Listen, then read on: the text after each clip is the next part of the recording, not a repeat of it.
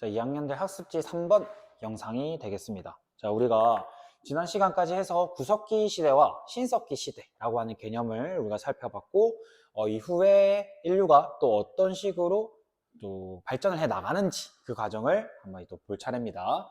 그래서 이제 여기서 여러분들한테 좀 생소한 단어가 하나 등장하는데 바로 문명이라는 단어입니다.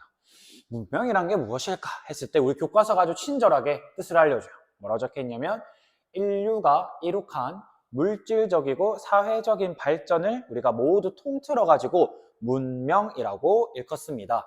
이런 문명이 고대에, 그러니까 신석기 시대가 지난 이후에 점차 인류들이 발전을 해 나오면서 이제 각 세계 각 지역에 이런 문명이라는 이름의 여러 것들을 형성을 하게 되는데, 그러면 어떻게 이런 문명이 형성되었는지를 한번 보도록 하겠습니다.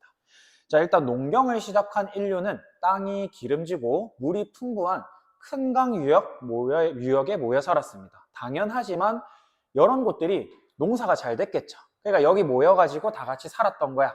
그러면서 홍수가 안 일어나도록, 그리고 가뭄이 일어나도 물을 계속 공급할 수 있도록 관계시설이라고 해가지고 농사에 필요한 물을 모아두고 또 보내는 그러한 시설들을 만들고, 또 그렇게 함으로써 농업 생산량을 획기적으로 늘리게 됩니다. 이때 원래는 구석기 신석기 때만 하더라도, 예를 들어 신석기 때도 농사를 해가지고 무언가 얻었지만 그게 내가 앞으로 몇 달을 먹을 수 있을 만큼 그런 양은 안 됐단 말이에요. 그래서 뭐 하루 이제 수확을 하고 나면 나중에 또 다시 또 농사 지어가 또 얻고, 이렇게 계속해서 반복을 해야 됐고, 또 사냥과 채집도 꾸준히 해야 되는 상황이었습니다. 그런데 이 청동기 때, 이 청동을 쓰는 이 단계로 넘어가게 되면 쓰고 남은 생산물을 이제 나눠 가지는 단계로 넘어가요. 그러니까 이제 내가 다 먹고 나서도 남으니까 이게 내 소유물이 되는 거야. 그러면서 개인이 가지는 사유재산이라는 개념이 생깁니다. 그러면 개인의 재산이라는 개념이 생겼다면 이제는 누가 재산이 더 많고 적냐라는 개념까지 생기겠죠. 즉, 재산이 더 많은 사람들이 권력까지 가지게 되는 거야. 그러면서 이제 점차 계급이라는 이런 구조가 발생하게 됩니다.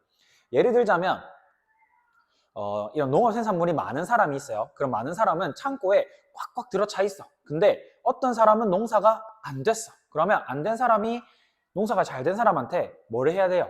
국어를 해야겠죠.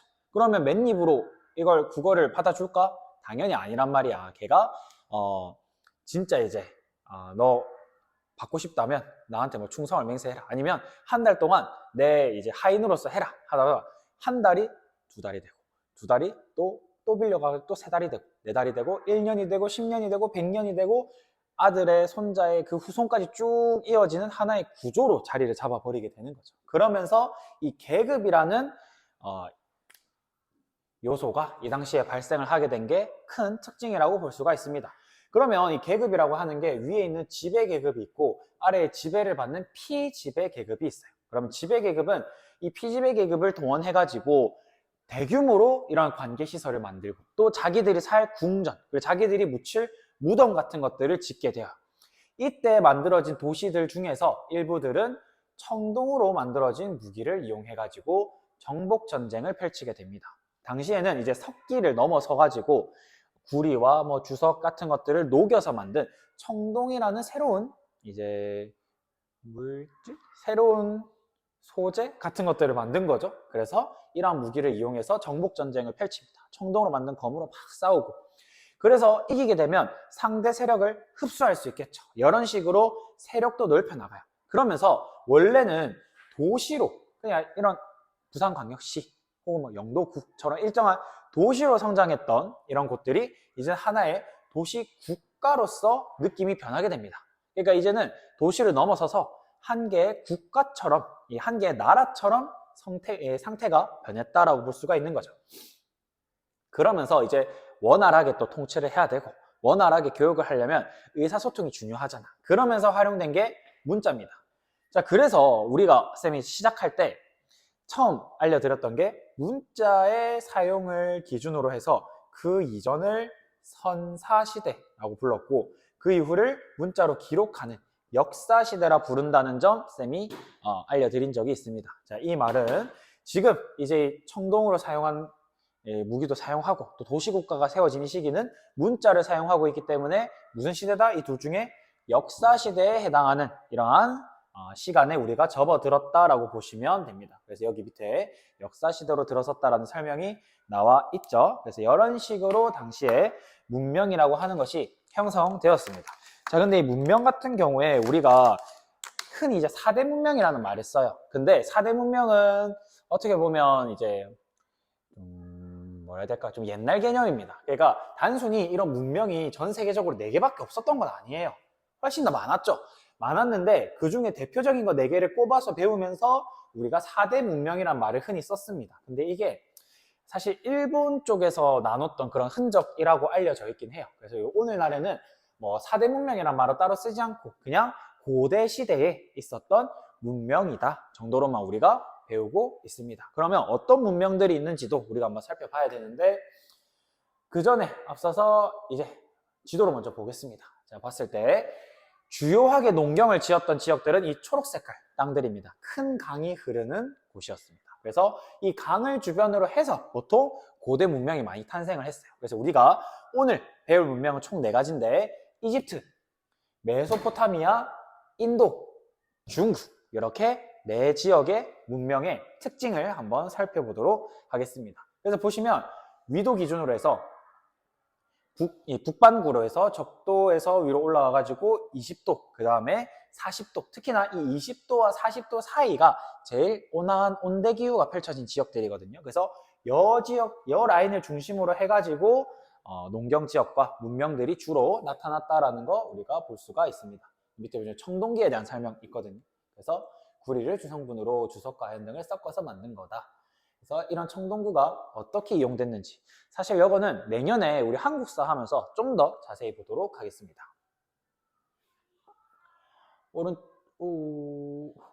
잘못했다.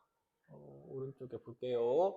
자, 보시면 어떻게 이제 큰 강 유역에서 문명이 발생했느냐. 이게 당시에 강 주변에는 평야가 발달을 했고 물건을 나르기도 쉽고 근데 홍수 같은 자연재해가 많이 벌어졌다. 특히 나일강 같은 경우에는 범람이 자주 일어나요. 강이 계속 넘치는 거야. 그러다 보니 인간의 기술이 또 발달합니다. 대규모로 뚝도 짓고 물을 가두어두는 그 다음에 배수시설, 물이 빠질 수 있는 시설들을 인간이 만든 거야. 근데 이렇게 큰 걸 만들려면 사람들이 많이 필요하겠죠. 그랬기 때문에 자연스럽게 여러 집단들이 합쳐서 커다란 도시를 형성했고 그 도시들이 나중에 이제 도시국가, 그 도시국가에서 더 나아가서 문명의 토대가 마련된 것이다 라고 보시면 되겠습니다. 그래서 밑에 설명이 굉장히 자세하게 나와 있거든요. 그래서 이런 식으로 올맥 문명, 노르트치코 문명 이렇게 더 많은 문명들이 있습니다. 하지만 이 친구들은 오늘 우리가 살펴볼 부분은 아니고 단순히 4대 문명으로만 할 수는 없다라는 것 정도 여러분들 알아주시면 좋겠습니다. 자, 그러면 우리 이집트부터 해가지고 하나하나 살펴보도록 메소포타미아부터는 죄송합니다. 메소포타미아부터 해서 하나하나 한번 살펴보도록 하겠습니다. 자, 보시면 이제 비옥한 초승달 지역 메소포타미아 문명 해가지고 나와 있어요. 그래서 메소포타미아 지역은 2강을 끼고 있습니다. 티그리스 강과 유프라테스 강이라는 2강 사이에 있는 이렇게 생긴 초승달 모양의 땅이에요. 그래서 이 지역을 비옥한 초승달 지역이라고 주로 부릅니다.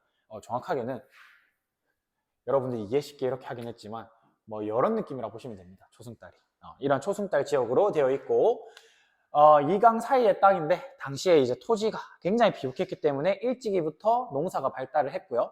이때 나타났던 사람들이 수메르인이라는 사람이 있었습니다. 이 사람들이 도시 문명을 이루어 나가면서 도시 중심에는 또 지구라트라고 하는 이름의 거대한 도시 신전 같은 것도 지었고 또 이 당시 이제 여기서 모여가지고 제사도 지냈겠죠. 그리고 이 당시에 사용했던 문자는 쐐기 문자다. 쐐기 문자를 점토판에 새겨가지고 당시에 왕의 그런 통치 내용, 그리고 교역 내용, 어떻게 제사 지냈고 어떻게 점쳤다, 뭐 이런 내용들까지 모두 기록했다라고 보시면 됩니다. 그래서 보시면 이제 쐐기로 꾹꾹 눌러가지고 점토판에 만드는 문자입니다. 그래서 왼쪽에 사진 보시면 여러분들이 어떻게 쐐기 문자를 만들었는지 한번 확인을 해볼 수가 있을 것 같습니다. 자, 근데 이제 이 메소포타미아 문명 같은 경우에는 여기도 나와 있지만 신전, 즉 신을 굉장히 중요시 여깁니다. 그래서 당시에 이제 왕은 곧 뭐였냐? 신의 대리인이었어. 신의 대리인으로서 신의 권력을 대신해가지고 정치를 하는 신권 정치라는 것을 펼칩니다. 그리고 이 메소포타미아 문명의 또 특징은 땅이 좀 개방형이에요. 땅이 좀 오픈돼 있어. 여기로 다 이제 사방으로 오픈되어 있는 곳이기 때문에 뭐가 빈번히 일어났을까요? 오픈이 돼 있으면 당연히 주변 지역에서 열로 쳐들어오기를 많이 쳐들어왔다. 그래서 이 사람들은 당장 오늘 하루하루를 사는 게 중요했던 사람들. 그래서 훨씬 더 이 사람들의 세계관이 어땠냐면 현세 중심. 그러니까 자기가 살고 있는 이 순간을 중요시 여기는 세계관이 당시 메소포타미아 문명의 사람들 사이에서 나타났다 볼 수가 있겠습니다. 자, 기원전 18세기 무렵에는 바빌로니아 왕국이라는 나라가 저기 메소포타미아 지역에 생겨났는데 이 왕국에 함무라비 왕이라는 사람이 등장합니다. 함무라비 왕. 이 사람이 이 메소포타미아 지역 대부분을 통일해요. 그렇게 통일을 하면서 법을 하나 만듭니다. 그 법이 본인의 이름을 딴 함무라비 법전이었어요. 이 함무라비의 법전을 통해서 통치 체제를 정비하는데 이 법전의 내용을 통해 우리가 당시 메소포타미아 사회의 모습까지도 유추할 수가 있습니다. 이러한 통치 체제 덕분에 당시 전성기를 맞이한 바빌로니아 왕국은 이후로 200년 더 갑니다. 더 가는데 기원전 16세기에 누군지 정확히 모르겠지만 철기를 가지고 등장한 어떠한 다른 민족의 침입을 받아가지고 멸망했다라고 우리 지금까지 알려져 있어요. 그래서 당시 이 메소포타미아 지역을 아울렀던 왕국의 이름은 바빌로니아 왕국이고 그 왕의 이름은 함무라비 왕이었다. 그래서 함무라비 법전의 내용을 보시면 잔혹합니다. 한 대로 돌려주는, 받은 대로 돌려주는. 그러니까 우리 이걸 어려운 말로 동형복수, 동일한 형태로 복수한다라고 하거든요. 그래서 아들이 아빠 때리면 아들이 두 손을 잘라버려. 야, 니 아빠 때렸네? 니 두 손 잘라. 이런 식의 굉장히 가혹한 처벌이 이루어졌다는 거. 나중에 수업 시간에 좀 더 자세히 한번 보도록 하겠습니다. 근데 이런 거 말고도 당시 이제 이 메소포타미아 지역의 문화도 우리가 한번 볼 부분들이 있는데 이 당시 이 사람들이 썼던 이제 점성술이라고 해서 점 치는 게 있습니다. 점성술, 점을 치고 그 다음에 태음력을 이용해요. 쉽게 말하면 우리 음력, 양력 하잖아요. 거기서 말하는 음력, 그냥 달의 모양을 기준으로 달력을 만드는 겁니다. 그리고 60진법을 사용합니다. 60진법? 무슨 말일까요? 우리 지금 쓰고 있는 숫자 단위는 10진법이에요. 1, 2, 3, 4, 5, 6, 7, 8, 9, 10 해서 1이 10개 모이면 10이 되고 10이 10개 모였을 때 100이 되고 10개 모였을 때 한 자리씩 올라가는 게 우리가 쓰는 10진법인데 60진법은 뭐 1의 개념이 60개 모여야 한 자릿수 올라가는 거야. 이거 뭐지 싶죠? 근데 이게 이용되는 오늘날도 이용되는 곳이 있습니다. 어딜까요? 바로 시계입니다. 시간 잴 때 우리가 60초가 모였을 때 1분이 되죠. 그리고 60분이 모이면 1시간이 되죠. 이런 느낌의 개념이다 라고 이해하시면 될 것 같습니다. 자, 그래서 이제 우리가 메소포타미아 지역의 특징을 한번 살펴봤고 다음으로 오른쪽에 이제 이집트 문명의 특징을 한번 보도록 하겠습니다. 자, 이집트 문명 같은 경우에는 우리 흔히 나일강의 선물이라는 말을 씁니다. 즉, 이 지역은 나일강이 없었다면 거의 이제 탄생할 수가 없었던 문명이다. 나일강이 계속해서 아까 범람을 한다고 했거든요. 자주 넘치는데 넘치는 대신에 그 지역을 이제 물이 한번 싹 흠뻑 젖어주면서 비옥한 땅으로 변합니다. 그러니까 일정 기간 변하면서 주변에 흙이 계속 비옥하게 쌓이는 거야. 그러니까 오히려 범람한 덕분에 나일강 유역은 이득을 본 거죠. 그러면서 많은 사람들이 이곳에 모여가지고 농사를 짓기 시작하고 일부 지역에서는 작은 도시들이 출현하는 모습이 나타납니다. 그래서 이 이집트의 특징은 범람을 예측하려면 계산을 해야 돼.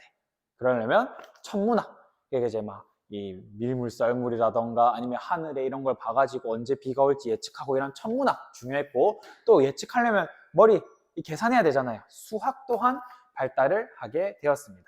그러면서 이 당시에 썼던 게 이제 밑에 보시면 태양력 썼다고 했죠. 그러니까 아까 메소포타미아는 태음력이라고 해서 달을 기준으로 했다면 이집트는 태양력이라고 해서 태양을 기준으로 해서 달력을 만들었다라고 보시면 됩니다. 자, 그리고 기원전 3000년경으로 넘어가게 되면 이러한 여러 도시들을 통합한 통일된 왕국이 등장하거든요. 그때 이 이집트를 다스렸던 최고 통치자를 우리가 뭐라 부르냐면 파라오라고 부릅니다. 이 파라오는 단순한 인간이 아닙니다. 그럼 어떤 인간이냐? 태양신의 아들입니다. 이집트에서는 태양신을 라라고 해가지고 제일 이제 가장 높은 신으로 보거든요. 근데 파라오, 즉 이집트의 왕은 이 가장 높은 태양신의 아들이야. 얼마나 고귀하고 얼마나 높은 분이겠어요, 여러분들. 그러니까 이 파라오는 자신을 이제 살아있는 최고신으로 여겨라, 이렇게 했던 거죠. 그래서 이 파라오들 힘이 얼마나 셌겠어요. 그러니까 정치, 종교 모두 장악합니다. 아까 그 메소포타미아에서 봤던 것처럼 이것도 일종의 신권 정치라고 볼 수 있습니다. 일종의 신권 정치의 성격을 가지고 있다. 그래서 이 당시에 이 파라오의 무덤 위에서 피라미드 지었고, 이 피라미드를 지키기 위한 스핑크스, 이 사자상 같은 거 있죠. 그것까지 만들면서 무덤을 어떻게 그렇게 거대한 규모로 짓겠어요? 한 사람의 무덤인데. 그러니까 얼마나 힘이 셌는지를 우리가 유추할 수 있다는 거. 그럼 이집트인들은, 아까 메소포타미아인들은 쐐기 문자 사용했다는데 이집트인들은 어떻게 기록했나요? 했을 때 상형 문자 기록합니다. 상형 문자는 물건의 이제 모양을 본떠서 만든 글자예요. 따지자면 한자도 상형의 원리로 만들어진 한자들은 일종의 이제 상형 문자라 볼 수 있습니다. 예를 들어서 한자에서도 달월자, 이거는 달의 모습을 이렇게 본따서 만든 글자죠. 그래서 이런 거 같은 경우에는 상형 문자인데, 이런 것처럼 이집트에서도 생긴 모양새를 따라 가지고 문자를 만들었다라고 보시면 될 것 같습니다. 영어 말고도 당시 수학이 크게 발달해 가지고 이제 이집트에서 아까 말했던 메소포타미아와는 다르게 여기서도 십진법 같은 개념을 쓰기 시작했고요. 또한 밑으로 한번 내려보면 파피루스라는 이름의 이제 종이 같은 것들도 만들어냅니다. 그래야 당시 이집트에서 만들어졌던 원시적인 형태의 종이인데, 당시 나무 줄기를 굉장히 가늘게 자르고 말려가지고 종이의 형태로 만들었습니다. 이게 이 파피루스가 오늘날 종이의 영어, 페이퍼의 어원이 됐다라고도 알려져 있어요. 근데 이제 이집트인들이 아까 왕을 위해서, 파라오를 위해서 피라미드라는 거대한 무덤을 만들었잖아요. 거기에 혼자만 탁 넣는 게 아니에요. 뭐를 같이 넣냐면 여기 나오는 사자의 서라고 하는 일종의 그림책 같은 것들 같이 넣습니다. 이게 무슨 의미냐? 사람이 죽고 나서, 특히 이 파라오가 죽고 나서 갈 이제 앞으로의 길 같은 거, 그러니까 너가 죽고 나면 여러한 과정을 거쳐가지고 뭐 가게 될 거야, 막 이런 식을 보여주는 이런 그림을 같이 넣습니다. 그러니까 말 그대로 가이드북, 이제 저승 가는 가이드북인 거예요. 뭐 이렇게 해서 영혼은 부활한다고 믿었습니다. 그래서 죽은 뒤에도 영혼이 없어지지 않고 저승으로 간다라고 믿었고, 저승에서 심판을 받고 다시 이제 영혼이 부활을 하려면 몸이 필요하잖아요. 그렇기 때문에 이집트 사람들은 미이라를 만든 겁니다. 그러니까 그 영혼이 다시 육신으로 돌아와서 깨어날 수 있도록 다시 그 육신을 원래 상태 그대로 보존했던 그런 기술이 담겨져 있는 거죠. 그래서 파라오가 죽으면 시신을 미라로 만들어가지고 거대하게 피라미드에 모셨고, 사후세계의 가이드북이었던 사자의 서까지 함께 묻었다라고 보시면 됩니다. 자, 그럼 오른쪽 다음 페이지에 인도 문명과 중국 문명 확인하고 우리 마치도록 하겠습니다. 자, 인도 문명 같은 경우에는 크게는 두 개의 강이라고도 볼 수 있습니다. 먼저 시작했던 거는 여기 있는 이 인더스 강을 먼저 스타트로 시작을 하는데, 나중에 이제 아리아인이라고 해서 이쪽 서쪽에서 외부인들이 침입을 해요. 이 당시 얘네들은 철기라고 하는 강력한 도구를 가지고 쳐들어옵니다. 그래서 쭉쭉쭉쭉 밀고 들어와가지고 아리아인이 이동해와요. 이동해오면서 여기는 이 겐지스강, 여러분들한테는 겐지스강이 좀 더 익숙하죠. 이 겐지스강 유역으로 이동해오면서 인도 문명의 어떻게 보면 좀 생활권 같은 게 조금 이동해 나간다라고 보시면 됩니다. 기존에 있었던 저 인더스강 유역에서는 기원전 2500년경에 하라파, 모헨조다로라고 불리는 계획 도시가 세워져요. 그러니까 대충 되는 대로 지은 게 아니라 모든 걸 계획한 다음에 어디에 뭐 짓고 뭐 짓고 뭐 짓고 뭐 짓겠다라는 걸 계획하에 만드는 도시 형태인 거죠. 그만큼 문명이 발달했다라고 볼 수가 있습니다. 이 지역 사람들도 금방 살짝 살펴봤던 청동기, 그 다음에 이집트처럼 상형 문자 사용했다고 알려져 있고요. 상업이 발달해가지고 우리 앞서 살펴봤던 메소포타미아랑 근처거든요. 여기서 좀만 더 가면 이쪽에 좀 있으면 메소포타미아가 나와. 그 지역이랑 교역도 당시에 많이 했다는 거 알 수 있습니다. 근데 아까 말했듯이 중앙아시아에 살고 있었던 아리아인이 쳐들어오면서 점차 이 사람들이 동쪽으로 이동하거든요. 그러면서 기원전 1000년경쯤이 되면 겐지스강까지 진출하는 모습을 보입니다.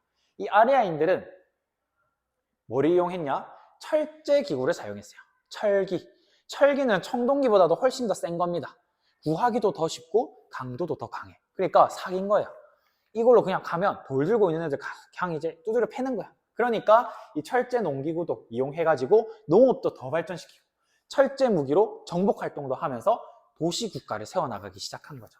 그러면서 아리아인은 자기들은 외부에서 왔고 원래 여지역에 살던 원주민들이 있잖아요. 그러면 원주민들은 원래 여지역에 살았던 사람들이기 때문에 힘을 합쳤을 때 자기들을 위협할 여지가 있었던 거야. 그래서 어떻게 보면 원주민들이 기어오르지 못하도록 하나의 방어하는 제도를 만듭니다. 그게 뭐냐면 카스트예요. 한번 좀 들어봤을 수 있는데 인도에 있는 카스트라는 엄격한 신분 제도입니다. 그래서 제일 위에 브라만, 크샤트리아, 바이샤, 그다음에 마지막에 수드라라고 하는 불리는 이런 네 가지 크다란 신분 체계를 만들어 가지고 당시에 이 서로 간에 이 계급에서 서로 논볼 수 없도록 결혼도 못하고 서로 같이 살지도 못하도록 하는 엄격한 신분 제도를 만들었죠. 그리고 베다라고 하는 경전, 우리 기독교로 따지면 경전이 성경인 것처럼 이 베다라고 하는 경전을 만들어서 자연 현상을 신으로 모십니다. 여기서 말하는 자연 현상은 해가 될 수도 있고 달, 구름 이런 게 다양한 게 됩니다. 이런 것들을 신으로 여기고 믿었어요. 왜냐? 이러한 요소들이 농사랑 연관이 되니까. 바람이 얼마나 부는지, 비가 얼마나 내리는지 이런 게 다 농사와 직접적인 연관이 있었기 때문에 이러한 현상을 신으로 여기고 믿었습니다. 이런 믿음이 발전해가지고 결국에 하나의 종교의 형태로 띄는데 그게 바로 브라만교라는 종교였고 이 브라만 계급이 바로 이 카스트 제도에서 가장 꼭대기에 있는 계급입니다. 바로 성직자 계급. 그러니까 이런 교 이름부터 브라만교잖아요. 그러니까 얼마나 이 카스트 제도가 굉장히 공고했고 또 힘이 강력했는지도 우리가 유추할 수 있다라고 보시면 됩니다. 그래서 밑으로 살짝 내려가시면 카스트 제도에 대한 설명이 나오거든요. 그래서 브라만, 크샤트리아, 바이샤, 수두라라고 하는 네 가지 신분으로 나뉘었고 지금은 법적으로는 없어졌습니다. 하지만 여전히 사람들 머릿속엔 남아있어요. 그래서 다른 신분 출신이다 하면 결혼을 안 시키려고 합니다. 보통. 그리고 실제로 인도인 중에서 이 수두라거나 이런 출신이면 어느 정도 올라가는데 신분이 아니라 어느 정도 사회적 지위가 올라가는데 한계가 있는 그래서 아직까지도 이게 인도에서는 거대한 영향을 끼치는 구조다라고 보시면 됩니다. 심지어는 저렇게 카스트 제도에 아예 못 속하는 불가촉 천민까지도 있었다고 해요. 자, 그러면 여러분들 그림 같은 것들은 한번 교과서 보면서 쭉 살펴보시고 오른쪽에 있는 중국 문명까지 하고 마쳐야겠습니다. 얼른 하겠습니다. 자, 중국 문명 어떤 강 중심으로 등장했느냐? 여기 나오는 황허강, 창장강 중심으로 성장했습니다. 그래서 기원전 2500년경부터 청동기를 사용했고 정치 조직을 갖춘 도시국가가 이 당시에 출현했다고 해요. 중국의 현재 이제 최초의 나라로 우리가 여겨지는 나라는 1600년경에 등장했던 상나라입니다. 이 상나라는 황허강 주변에 있는 여러 나라들을 통합을 하고 또 이렇게 통합했으니까 본인의 이제 어깨, 가오를 살려야죠. 그래서 본인의 힘을 과시하기 위해 크고 화려한 청동기를 만듭니다. 청동기가 빛이 반짝반짝해서 예뻐서 장신구로도 쓰고 뭔가 이런 본인의 이런 사치품 같은 걸 이용이 됐었거든요. 그만큼 힘이 셌으니까 크고 화려한 청동기를 만들 정도의 힘이 됐다는 거 알 수가 있습니다. 그리고 나라의 중요한 일들, 농사가 잘 될까요? 이번에 전쟁하면 이길까요? 같은 국가의 중대사를 결정할 때는 동물의 뼈나 아니면 동물의 그 거북이 등껍질 같은 걸 이용해가지고 점을 칩니다. 이 점을 치는 내용을 여기다가 그대로 기록을 하는데 이걸 우리는 갑골문이라고 불러요. 그래서 거북이 딱지, 갑, 그 다음에 동물 뼈, 골 해가지고 갑골에 새긴 문자다 해서 갑골문이라고 부릅니다. 그래서 점친 내용이 기록되어 있다라고 보시면 됩니다. 자, 상 뒤에 주라고 하는 나라가 또 등장하거든요. 상 뒤에 여기 상이 있었고 그 다음 주 등장하는데 주는 나중에 상을 멸망시킵니다. 그래서 원래 상이 장악했던 지역을 차지를 하게 됐는데 기존보다 땅의 영토가 더 넓어져요. 더 넓어지게 되면서 왕이 혼자서 이렇게 넓은 영토를 다스리기에 힘든 거야. 쉽지 않은 거죠. 그래서 당시 왕이 수도와 주변 지역을 직접 통치하는데 그 이외에 저기 주변부 수도에서 먼 지역은 자기가 직접 다스리는 게 아니라 자기랑 가족들, 왕족 혹은 엄청나게 큰 공을 세운 신하들, 공신들을 제후로 삼습니다. 왕 밑에 있는 계급인 거죠, 하나의. 제후로 삼아서 야, 네가 저기 땅 좀 다스려라 라는 식으로 보냅니다. 뭐 예를 들면 대통령이 있다 치면, 진짜 이건 이해를 위한 설명입니다. 대통령이 있으면 대통령은 서울이랑 해봤자 경기도 정도로만 다스리고, 나머지 지역은 대통령이 자기 가족이라던가 자기 말 잘 듣는 신하한테 떼줘가지고 그 지역은 지가 알아서 다스리도록 하는 거예요. 그러니까 여기가 하나의 어떻게 보면 작은 나라처럼 얘는 하나의 작은 왕이고, 그 다음에 여기 대장이 있고, 이런 느낌이라고 보시면 됩니다. 물론 이 사람들이 왕은 아닙니다. 왕이 보내준 사람이야. 보낸 사람이야. 근데 나중에는 여기서 독립적인 성격을 띠게 되면서 점차 이 왕의 통제력이 약해집니다. 이제는 이 친구들이 내가 하는 대로 안 하는 거야. 머리가 커져가지고. 야, 내가 옛날에 너네 아빠, 할아버지 보냈잖아니까 그게 언제적 일인데요? 이런 식으로 나오는 거죠. 그래서 이게 점차 세대가 넘어갈수록 100년, 200년 넘어갈수록 여기 왕과 이 제후 간의 혈연 관계가 느슨해지는 거예요. 우리가 당장 이제 할아버지 할아버지 계실 때는 우리가 뭐 삼촌, 사촌 이렇게 있지만 할아버지의 자손이다 하면 우리만 있는 게 아니라 저쪽에도 또 자손들이 있을 거 아니야. 그러니까 우리랑 엄청 먼 10몇 촌, 20몇 촌 이렇게 되는 거야. 우리가 살면서 그런 친척이라고 하는 일이 잘 없잖아요. 그렇게 되니까 점차 왕실의 통제력이 약해지게 되고요. 이 주변부에서 독립해 나가는 현상이 벌어지게 됩니다. 이런 가운데 주나라는 또 외부의 이제 유목민족의 침입도 받아요. 맨날 말 타고 다니고 이동해서 다니는 그런 민족을 유목민족이라 부르는데, 그들의 침입을 받아서 끝내 쇠퇴하고 말았다. 그래서 밑에 보시면 봉건제에 대한 설명 더 자세하게 나와 있습니다. 왕이 제후들에게 이제 토지를 내려주면, 제후들은 근데 왕이 야 군대 보내, 야 식량 보내, 뭐 돈 보내 하면 보내야 돼. 그 조건으로 보내주는 거야. 그렇지만 나중에 시간이 흐를수록 이 가족 관계가 멀어지면서 제후가 왕에 대해 통제받는 것도 계속해서 줄어들 수밖에 없었다. 그래서 갑골문에 대한 내용 나오고요. 또 밑으로 내려가면 권력의 상징이었던 중국의 청동기, 뭐 이런 내용이 있습니다. 이런 거 한 번쯤 여러분들 봐주시면 좋겠습니다. 그래서 여당시에 또 왕의 힘이 강했기 때문에 이런 게 있었고, 또 그래서 이 당시 있었던 특이한 풍습에 순장이 있습니다. 무슨 말이냐? 사람을 같이 묻어비는 거죠. 죽으면, 왕이 죽었을 때 왕의 이제 뭐 하녀라던가 왕이 아꼈던 첩이라던가 다 같이 그냥 묻어버려. 이런 순장이라는 제도가 있을 정도로 왕의 힘이 강했다. 뭐 이 정도 보시면 됩니다. 시간이 너무 오버됐습니다. 너무 죄송하고요. 27분이라는 시간 확인하실 수 있다시피 빠르게 뭐 2배속으로 들으시든지 1.5배속으로 들었기를 바랍니다.